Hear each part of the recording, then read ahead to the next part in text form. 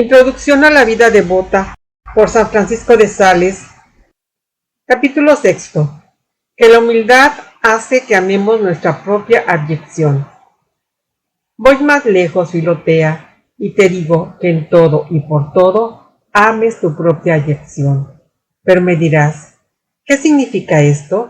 ¿Ama tu propia abyección? En latín, abyección quiere decir humildad, y humildad quiere decir abyección. De manera que cuando Nuestra Señora en su sagrado cántico dice, porque el Señor ha visto la humildad de su sierva, todas las generaciones me llamarán bienaventurada, quiere decir que el Señor ha visto de buen grado su abyección, vileza y bajeza para colmarla de gracias y favores. Con todo, hay mucha diferencia entre la virtud de la humildad y la abyección, porque la abyección es la pequeñez, la bajeza y la vileza que hay entre nosotros, sin que nosotros pensemos en ello. Pero la virtud de la humildad es el verdadero conocimiento y voluntario reconocimiento de nuestra abyección. Ahora bien, el punto más encubrado de esta humildad consiste no solo en reconocer voluntariamente nuestra abyección, sino en amarla y en complacernos en ella, y no por falta de ánimos y de generosidad, sino para más ensalzar a la divina majestad y más amar al prójimo en comparación con nosotros mismos. Esta es la cosa a la cual te exhorto, y para que lo entiendas mejor, sepas que entre los males que padecemos, unos son abyectos y otros honrosos. Muchos se conforman con los honrosos, pero nadie quiere acomodarse a los abyectos. He aquí un devoto ermitaño harapiento y tiritando de frío. Todos honran su hábito deshecho y compadecen su austeridad. Pero si se trata de un pobre obrero, de un pobre joven, de una pobre muchacha, son despreciados, objeto de burla. Su pobreza es abyecta. Un religioso recibe resignadamente una áspera reprensión de su superior, o un hijo lo recibe de su padre. Todo el mundo llamará a esto mortificación, obediencia y prudencia. Un caballero o una dama sufrirán lo mismo de parte de otra persona, y aunque la soportan por amor de Dios, todos les motejarán de cobardía y poquedad de espíritu. Una persona tiene un cáncer en un brazo y otro en la cara. Aquella solo tiene el mal, pero ésta, además del mal, padece el menosprecio, el desdén y la abyección. Pues bien, te digo ahora que no solo hemos de apreciar el mal, lo cual se hace con la virtud de la paciencia, sino también la abyección, lo cual se hace con la virtud de la humildad. También hay virtudes abyectas y virtudes honrosas. La paciencia, la mansedumbre, la simplicidad y la humildad son virtudes que los mundanos tienen por viles y abyectas. Al contrario, tienen en mucha estima la prudencia, el valor, la liberalidad. Y aun entre los actos de una misma virtud, unos son objeto de desprecio y otros de honra. Dar limosna y perdonar las injurias son actos de caridad. El primero es honrado por todos y el segundo despreciable a los ojos del mundo. Un joven noble o una doncella que no se entreguen al desorden de una pandilla desenfrenada en el hablar, en el jugar, en el bailar, en el beber, en el vestir, serán criticados o censurados por los demás, y su modestia será calificada de hipocresía o afectación. Pues bien, amar esto es amar la propia abyección. He aquí otra manera de amarla. Vamos a visitar a los enfermos. Si soy enviado al más miserable, esto será para mí motivo de abyección, según el mundo, y por esto la amaré. Si me envían a visitar a los de categoría, será una abyección según el espíritu, porque en ello no hay tanta virtud ni mérito, y por lo tanto amaré esta abyección. El que cae en medio de la calle, además del daño que se hace, es objeto de burla. Es menester querer esta abyección. Hay faltas en las cuales no se encuentra otro mal que la abyección. La humildad no nos exige que las cometamos expresamente, pero exige que no nos inquietemos cuando las hayamos cometido. Tales son ciertas ligerezas, faltas de educación, descuidos, las cuales hay que evitar por razones de buena educación y de prudencia, antes de que se cometan, pero una vez cometidas, hay que aceptar la abyección que de ellas proviene, y hay que aceptarla de buen grado, para practicar la santa virtud de la humildad. Más aún, si me he dejado llevar de la ira o de la disolución, hasta decir palabras inconvenientes que han redundado en ofensa de Dios o del prójimo, me arrepentiré vivamente y estaré afligido de la ofensa, la cual procuraré reparar de la mejor manera que me sea posible, pero no dejaré de aceptar la abyección y el desprecio que de ello me sobrevengan. Y si una cosa pudiese separarse de la otra, rechazaría enérgicamente el pecado y me quedaría humildemente con la abyección. Pero aunque amemos la abyección que proviene del mal, es menester que con recursos apropiados y legítimos pongamos remedio al mal que la ha causado, y sobre todo cuando el mal acarrea consecuencias. Si tengo en el rostro algún mal repugnante, procuraré su curación, pero sin olvidar la abyección que trae consigo. Si he hecho alguna cosa que no ofende a nadie, no me disculparé de ella, porque aunque esta cosa sea algún defecto, no es permanente, y no podría excusarme de ella, sino por descuido o por dejadez. ¿He ofendido o escandalizado a alguno? Repararé la ofensa con alguna excusa verdadera, porque el mal es permanente y la caridad obliga a borrarlo. Por lo demás, suele ocurrir alguna vez que la caridad exija que pongamos remedio a la abyección por el bien del prójimo, al cual es necesaria nuestra reputación. Mas en este caso, una vez quitada nuestra abyección de los ojos del prójimo para evitar el escándalo, conviene guardarla y ocultarla dentro del corazón para que se edifique de ello. Pero tú, Filetea, quieres saber cuáles son las mejores abyecciones. Te digo claramente que las más provechosas al alma y las más agradables a Dios son las que nos vienen al azar o por la condición de nuestra vida, porque éstas no son escogidas por nosotros, sino que se reciben tal como las envía Dios, cuya elección siempre es mejor que la nuestra.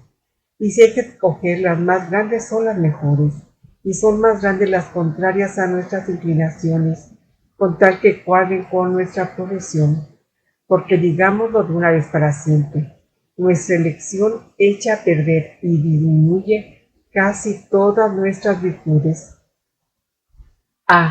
¿Quién nos hará la gracia de que podamos decir con aquel rey: he preferido ser abyecto en la casa del Señor a habitar en los palacios de los pecadores?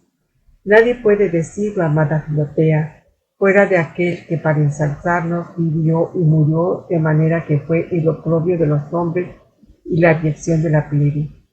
Te he dicho muchas cosas que te parecerán duras cuando las consideres, pero créeme, cuando las practiques, serán para ti las más agradables que el azúcar y la miel.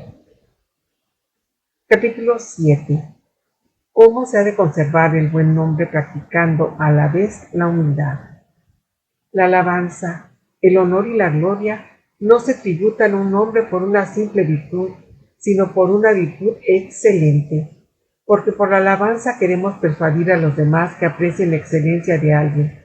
Por el honor significamos que le apreciamos nosotros mismos, y la gloria, a mi modo de ver, no es otra cosa que cierto resplandor de la reputación que irradia del conjunto de muchas alabanzas y honores, de manera que las alabanzas y los honores son como las piedras preciosas, de cuyo conjunto irradia la gloria como un brillo.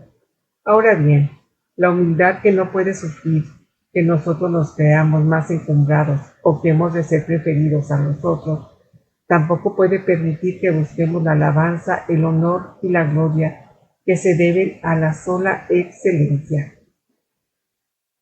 Con todo, la humildad está conforme con la advertencia del sabio, el cual nos dice que tengamos cuidado de nuestra fama, porque el buen nombre es la estima no de excelencia alguna, sino de una simple y común probidad e integridad de vida, cuyo conocimiento en nosotros no impide la humildad, como tampoco impide que deseemos la reputación de ello. Es verdad que la humildad despreciará la buena fama, si la caridad no tuviese necesidad de ella, mas porque ella es uno de los fundamentos de la sociedad humana, y porque sin ella no solo somos inútiles, sino también perjudiciales al público por este motivo. A causa del escándalo que aquel recibiría, exige la caridad, y la humildad admite que deseemos y conservemos cuidadosamente la buena fama. Además, así como las hojas de los árboles, que de suyo no son muy apreciables, no obstante sirven mucho, no sólo para embellecerlos, sino también para conservar los frutos mientras son tiernos. De la misma manera, la buena fama, que de suyo no es cosa muy deseable, no deja de ser muy útil, no solamente para el ornato de nuestra vida, sino también para la conservación de nuestras virtudes, especialmente de las virtudes todavía tiernas y débiles. La obligación de conservar nuestra reputación y de ser tales cuales se nos reputa, nos obliga a un esfuerzo generoso, a una firme y dulce violencia. Conservemos nuestras virtudes, mi querida Filotea, porque son agradables a Dios, grande y soberano objeto de nuestras acciones, mas, así como los que quieren guardar los frutos, no se contentan con confitarlos, sino que los ponen en recipientes propios para la conservación de los mismos, de la misma manera, aunque el amor divino sea el principal conservador de nuestras virtudes, podemos no obstante emplear el buen nombre como muy útil y propicio para dicha conservación. No es menester, empero, que seamos demasiado celosos, exactos y puntillosos en esta conservación, porque los que son demasiado delicados y sensibles en lo tocante a su reputación se parecen a los que toman medicamentos para toda clase de molestias. Estos, al querer conservar su salud, lo pierden todo, y aquellos, queriendo conservar tan delicadamente la reputación, la pierden completamente, ya que con este desasosiego se vuelven extraños, quejumbrosos, insoportables, y provocan la malicia de los murmuradores.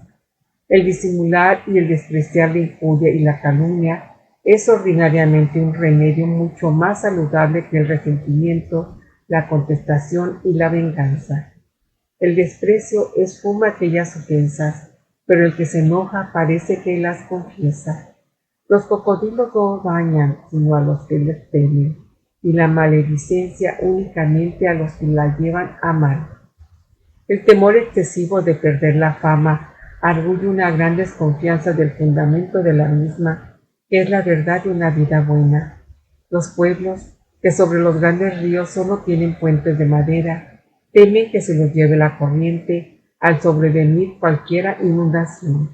Pero los que tienen los puentes de tierra solo temen las inundaciones extraordinarias.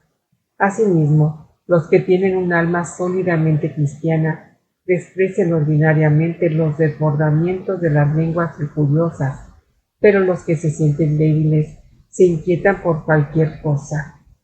Es cierto, Filotea, que el que quiere tener buena reputación delante de todos, la pierde totalmente, y merece perder el honor el que quiere recibirlo de los que están verdaderamente infamados y deshonrados por los vicios. La reputación es como una señal que da a conocer dónde habita la virtud. La virtud, por lo tanto, ha de ser en todo y por todo preferida. Por esto, si alguien te dice, eres un hipócrita, porque practicas la devoción, o bien te tiene por una persona apocada, porque has perdonado una injuria, ríete de todo esto, porque aparte de que estos juicios los hacen personas necias y estúpidas, aunque hubieses de perder la fama, no deberías dejar la virtud, ni desviarte de su camino, porque se ha de preferir el fruto de las hojas, es decir, el bien interior y espiritual a todos los bienes exteriores. Hemos de ser celosos, pero no idólatras de nuestro buen nombre. Y si no conviene ofender el ojo de los buenos, tampoco hay que desear contentar el de los malos. La barba es un adorno en el rostro del hombre, y los cabellos en la cabeza de la mujer. Si se arranca del todo el pelo de la cara y el cabello de la cabeza, difícilmente volverán a aparecer. Pero si tan solo se corta el cabello y se afeita la barba, pronto el pelo volverá a crecer y saldrá más fuerte y más áspero. De la misma manera, aunque la fama sea cortada o del todo afeitada por la lengua de los maledicientes, que como dice David, es una navaja afilada, no es menester inquietarse, porque pronto volverá a salir, no solo tan bella como antes, sino mucho más fuerte. Pero si nuestros vicios, nuestras felonías, nuestra mala vida nos quitan la reputación, será difícil que jamás vuelva, porque ha sido arrancada de raíz, y la raíz de la buena fama es la bondad y la probidad, la cual, mientras permanece en nosotros, puede reproducir siempre el honor que le es debido. Es menester dejar aquella mala conversación, aquella práctica inútil, aquella amistad frívola, esta loca familiaridad, si esto perjudica a la buena fama, porque vale más esta que todas cualesquiera vanas complacencias. Pero si a causa del ejercicio de la piedad, del adelanto en la perfección y de la marcha hacia el bien eterno, murmuran, reprenden o calumnian, dejemos que los mastines ladren contra la luna, porque si puede levantar algún concepto desfavorable a nuestra reputación, y de esta manera cortará rápido los cabellos y la barba de nuestra fama, pronto renacerá ésta.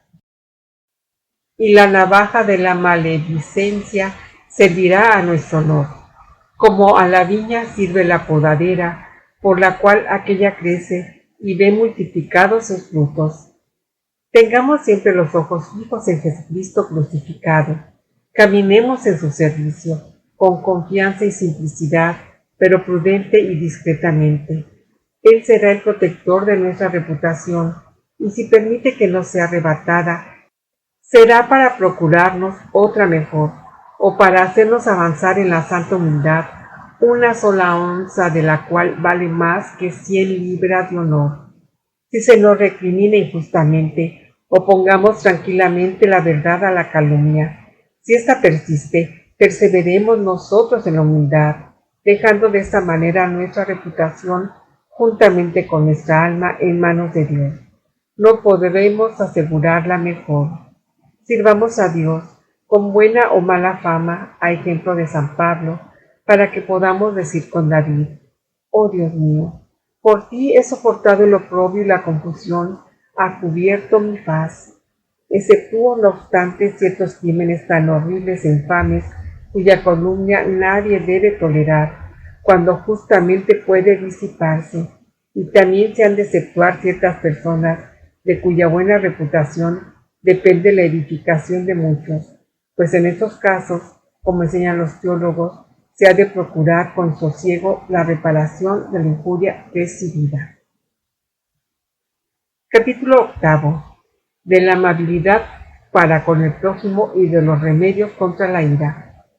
El santo crisma, que por tradición apostólica emplea la Iglesia en las confirmaciones y bendiciones, está compuesto de aceite de oliva mezclado con bálsamo, y representa las dos virtudes más apreciadas que resplandecen en la sagrada persona de nuestro Señor, y que Él nos recomendó singularmente, como si por ellas nuestro corazón hubiese de estar especialmente consagrado a su servicio y aplicado a su imitación. Aprended de mí, que soy manso y humilde de corazón. La humildad nos perfecciona con respecto a Dios, y la amabilidad con respecto al prójimo. El bálsamo, como he dicho, queda siempre debajo de todos los demás licores, representa la humildad, y el aceite de oliva, que siempre queda encima, representa la dulzura y la benignidad, que sobrepuja todas las cosas y predomina entre las demás virtudes, como flor que es de la caridad, la cual, según San Bernardo, es perfecta cuando no solo es paciente, sino también amorosa y benigna. Pero procura, Filotea, que este crisma místico, compuesto de amabilidad y de humildad, esté dentro de tu corazón. porque es uno de los grandes artificios del enemigo hacer que muchos se complazcan en las palabras y en los modales exteriores de estas dos virtudes, y que dejando de examinar sus afectos interiores, se imaginen que son humildes y amorosos, sin que lo sean en realidad, lo cual se conoce porque a pesar de su ceremoniosa humildad y dulzura, a la menor palabra molesta que se les diga, a la menor injuria que reciban, se yergue con una arrogancia sin igual. Se dice que los que han tomado el preservativo, vulgarmente llamado gracia de San Pablo, no se hinchan, aunque sean mordidos o picados por la víbora, con tal que la gracia sea de buena calidad. De la misma manera, cuando la humildad y la dulzura son buenas y verdaderas, nos inmunizan contra la hinchazón y contra el ardor que las injurias suelen provocar en nuestros corazones. Y si después de haber sido picados o mordidos por los maldicientes o por los enemigos, nos sentimos alterados, hinchados o despechados, señales de que nuestra humildad y amabilidad no son verdaderas y francas, sino artificiosas y aparentes. Aquel santo ilustre patriarca José, cuando envió a sus hermanos de Egipto a la casa de su padre, solo les hizo esta advertencia: no os enojéis por el camino. Lo mismo te digo, Filotea, esta miserable vida no es más que un camino hacia la bienaventuranza. No nos enojemos, pues, los unos con los otros en este camino. Andemos siempre agrupados con nuestros hermanos y compañeros dulcemente, pacíficamente, amigablemente. Advierte que te digo con toda claridad y sin excepción alguna, que a ser posible no te enojes nunca, ni tomes pretexto alguno, sea cual fuere, para abrir la puerta de tu corazón a la ira, porque dice Santiago, sin ambajes ni reservas, que la ira del hombre no obra la justicia de Dios. Es menester ciertamente oponerse al mal y reprimir los vicios de los que están bajo nuestro cuidado, con constancia y con tesón, pero dulce y suavemente. Nada sosiega tanto al elefante airado como la vista de un corderito, ni nada para con más facilidad el golpe de los cañonazos como la lana.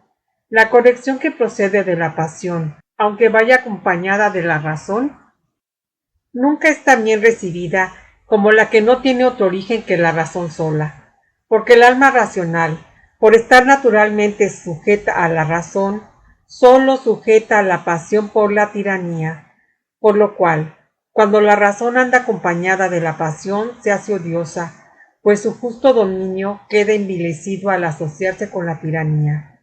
Los príncipes honran y consuelan infinitamente a los pueblos cuando los visitan en son de paz, pero cuando llegan al frente de los ejércitos, aunque sea para el bien público, su presencia siempre es desagradable y dañosa, porque por más que se esfuercen en hacer observar exactamente la disciplina militar entre los soldados, nunca pueden, empero, evitar algún desorden por el que los hombres de bien son atropellados.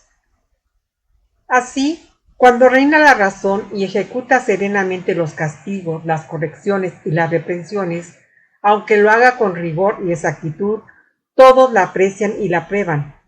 Pero cuando va acompañada de la ira, de la cólera y enojo, que, como dice San Agustín, son sus soldados, se hace más espantosa que amable. Su propio corazón queda siempre pisoteado y maltratado. Vale más, dice el mismo santo escribiendo a pro futuro, cerrar las puertas a la ira justa y equitativa, que abrírselas por insignificante que sea, porque una vez ha entrado es difícil hacerla salir, ya que entra como pequeño retoño y en un momento crece y se convierte en tronco.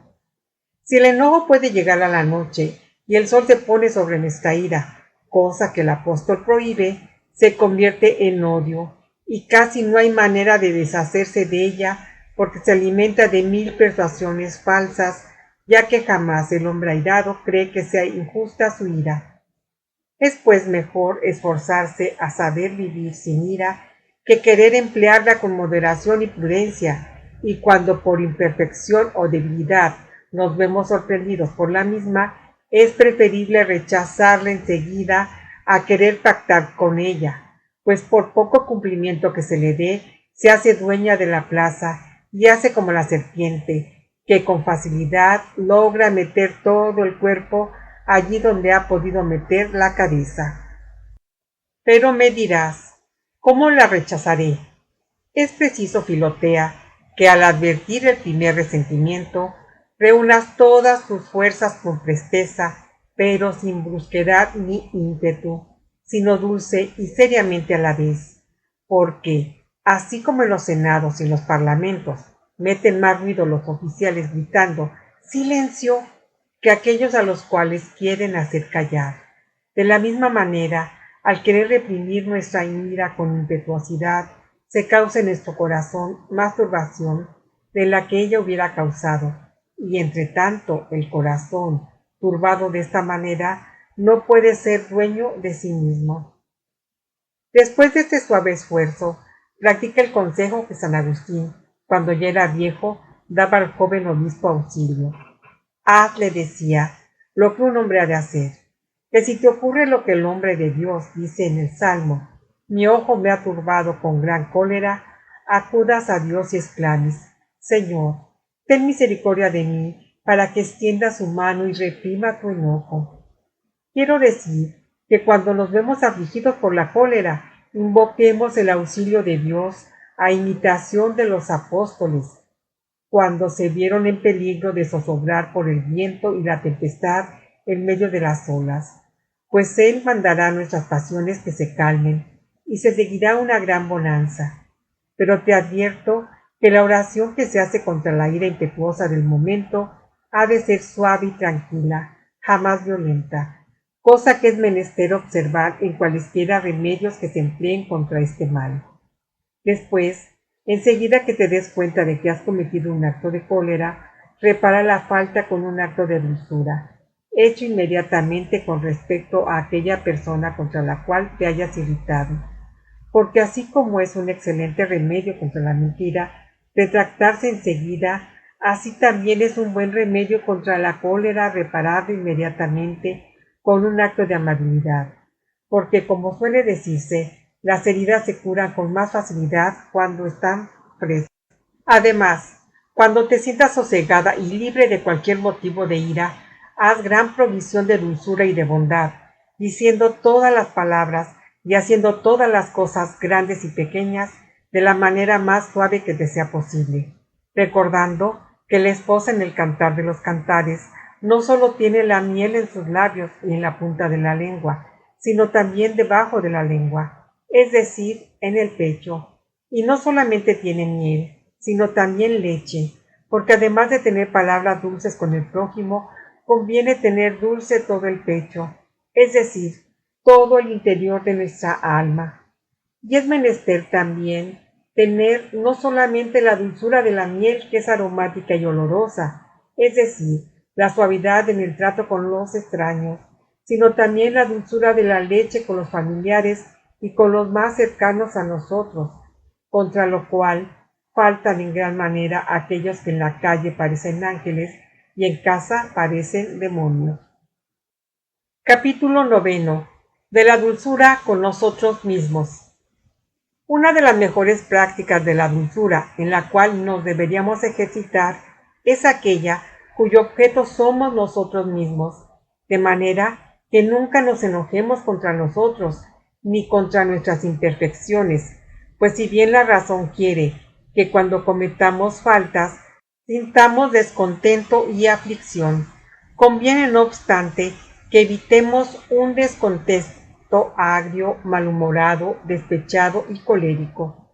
En esto cometen una gran falta muchos que después de haberse encolerizado se enojan de haberse enojado, se desazonan de haberse desazonado y sienten despecho de haberlo sentido, porque por este camino tienen el corazón amargado y lleno de malestar, y si bien parece que el segundo enfado ha de destruir el primero, lo cierto es que sirve de entrada y de paso a un nuevo enojo en cuanto la primera ocasión se presente.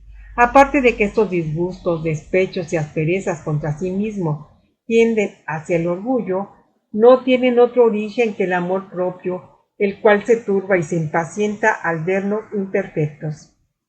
Por lo tanto, el disgusto por nuestras faltas ha de estar tranquilo, sereno y firme, porque así como un juez castiga mejor a los malos, dictando sus sentencias según razón y con ánimo tranquilo, que dictándolas con impetuosidad y pasión, pues entonces no castiga las faltas por las que éstas son, sino por lo que es él mismo. Así, nosotros nos castigamos mejor con arrepentimientos tranquilos y constantes que con arrepentimientos violentos, agrios y coléricos, pues los arrepentimientos violentos no son proporcionados a la gravedad de nuestras culpas, sino a nuestras inclinaciones.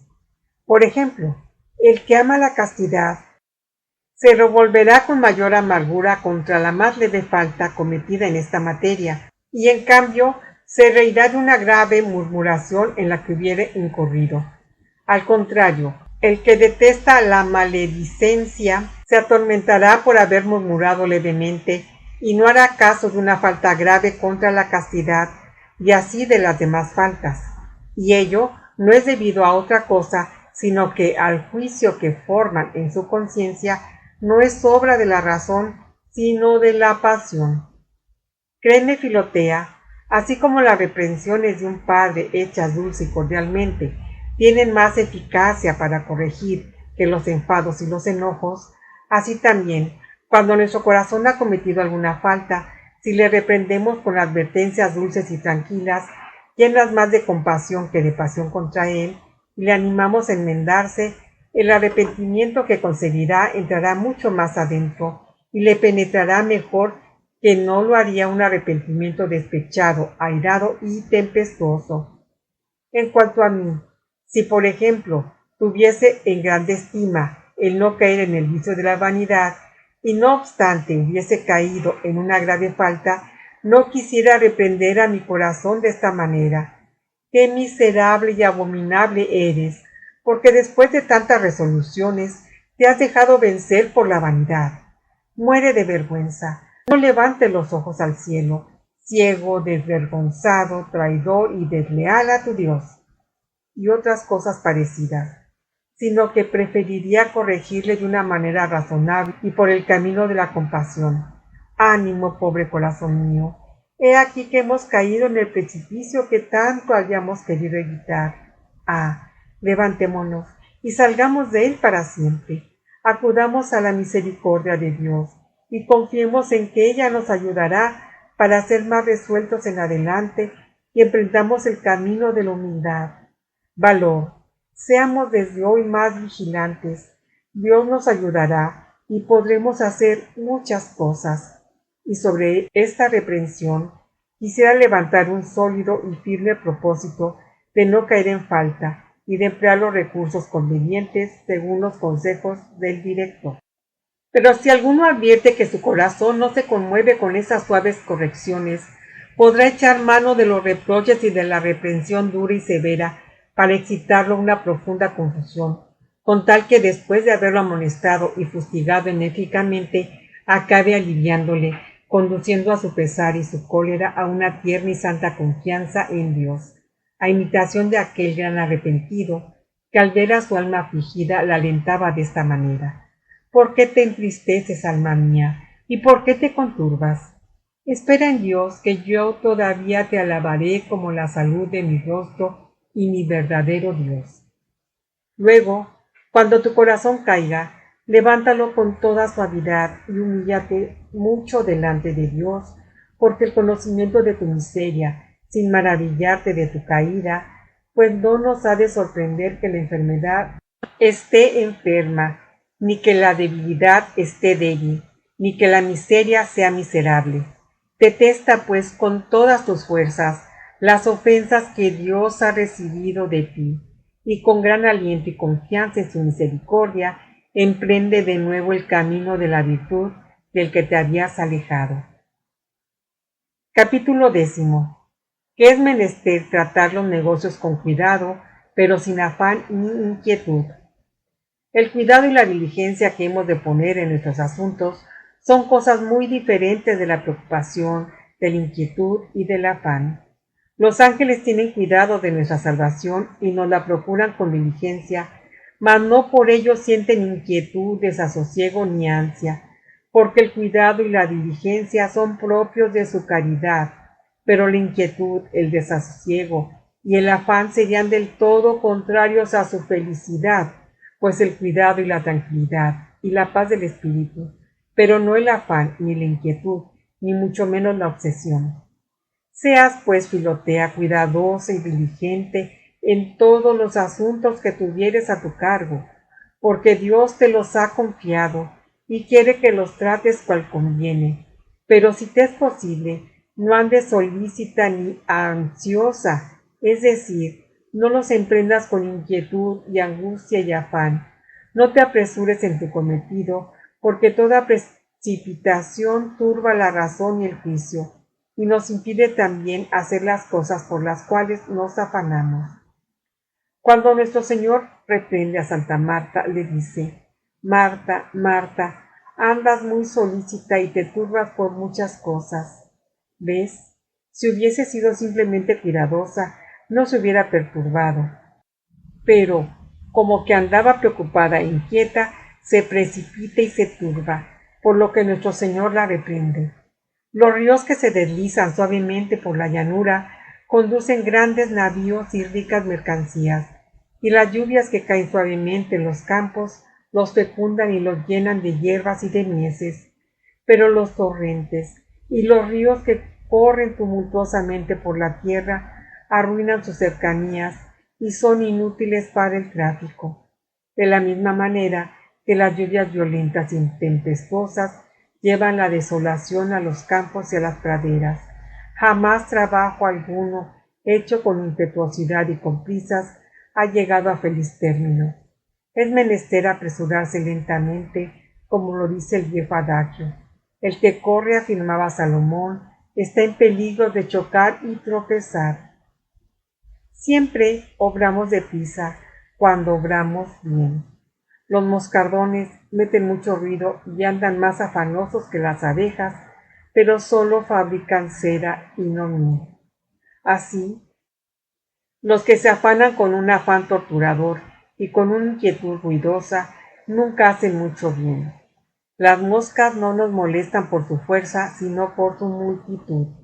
De la misma manera, los grandes quehaceres no turban tanto como los pequeños cuando estos son muy numerosos. Recibe con paz todo el trabajo que venga sobre ti y procura atender a él ordenadamente, haciendo unas cosas después de las otras. Pero si las quieres hacer todas a un tiempo y con desorden, tendrás que hacer esfuerzos que fatigarán y agotarán tu espíritu, y por lo regular quedarás deshecha por la angustia y sin ningún provecho. Y en todos tus negocios estriba únicamente la providencia de Dios, pues sólo por ella tendrán éxito tus designios. Trabaja empero por tu parte suavemente para cooperar con la providencia.